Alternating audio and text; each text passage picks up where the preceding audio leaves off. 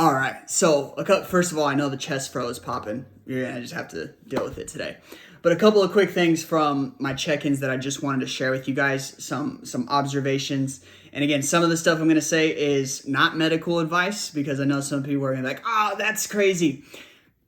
Take it how you want it. I got the data to prove it. I also got the studies to prove it. But anyways, we're not going to talk about that. What we are going to talk about is one of the observations that I've made, and more studies are coming out about it, is the leaner you get, right, which means the more weight you lose, the more muscle you have, the higher your LDL is.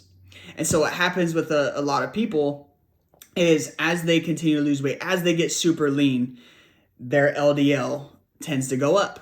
Now, here's the thing. That's obviously demonized, right? LDL is quote, the bad cholesterol. But if you think about it, number one, there's no correlation with that. I challenge every single one of you watching this video.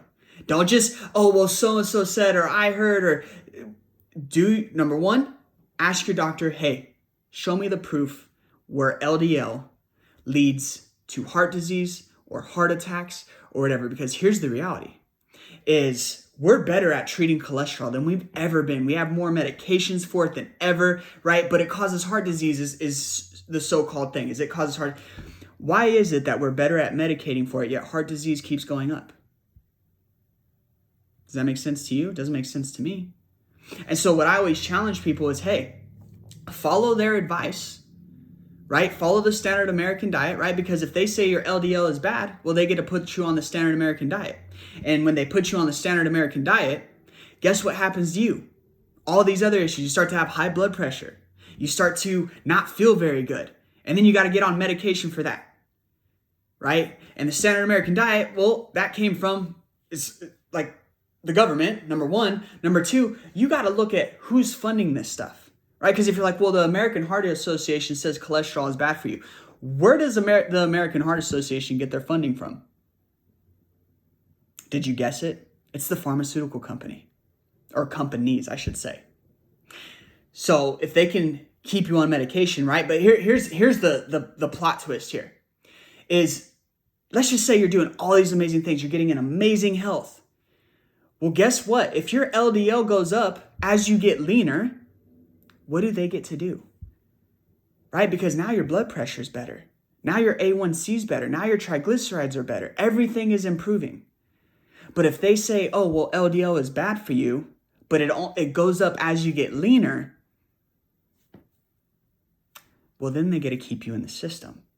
So that's just something to think about. Okay, you can keep your own opinion to yourself. If you have an issue with that, hey, let's put you on the standard American diet, and we'll put you against one of my members who's not on the standard American diet, and let's see who feels healthier, who has better progress, and has lower triglycerides. We won't even get into that, okay? So if you want to do that, message me and we'll make it happen. Second thing is when you're having trouble changing, right? When there's a habit that you're trying to get rid of. A lot of people will say, well, why can't I just get out of my own way? It's because you're still associating pleasure with the habit that you're trying to get rid of.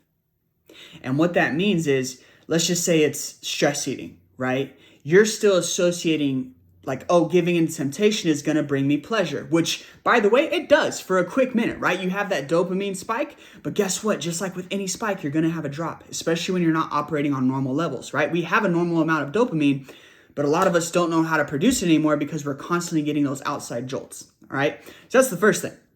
But the second thing is we're not remembering the pain that comes with doing that, right? For some of us, stress eating made us gain a lot of weight.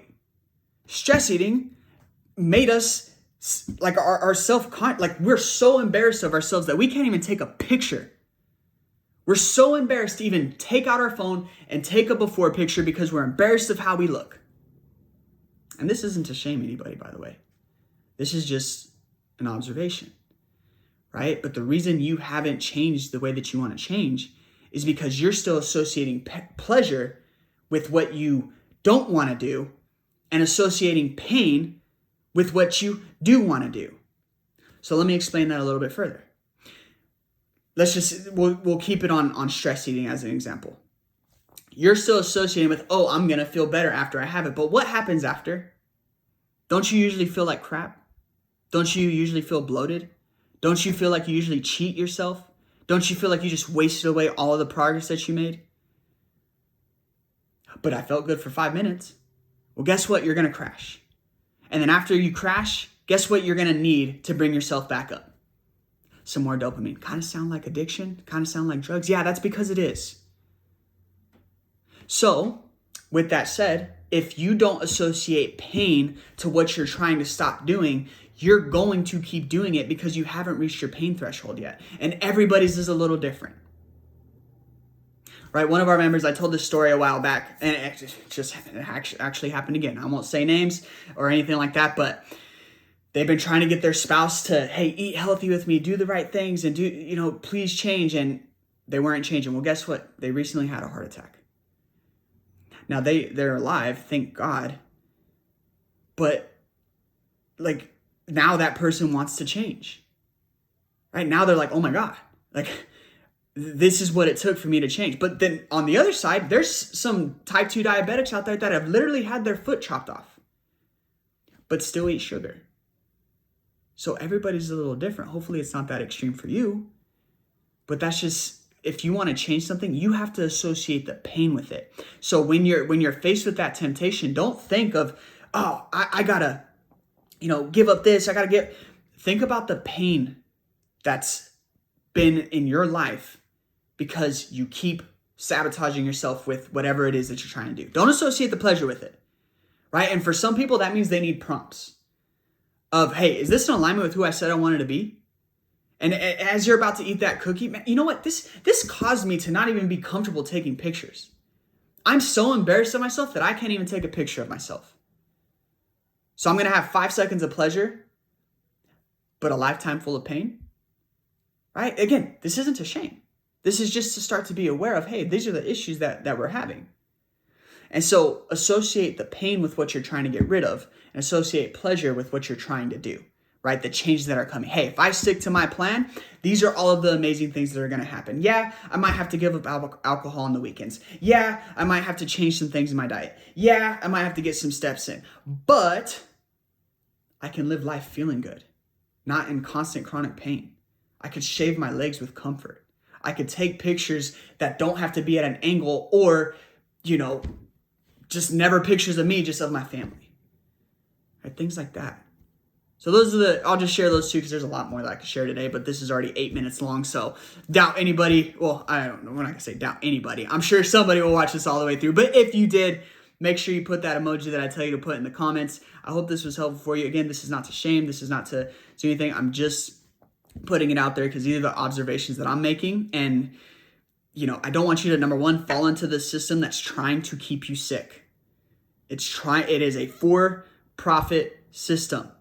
They have billions and billions and billions and billions of dollars behind the ADA, the AHA, right? The American Heart Association, the American Diabetes Association, but the problem is getting worse. So think about that. And then the second thing, associate pain to what you're trying to get rid of and pleasure of what you're trying to do. I hope that helps. Love you guys.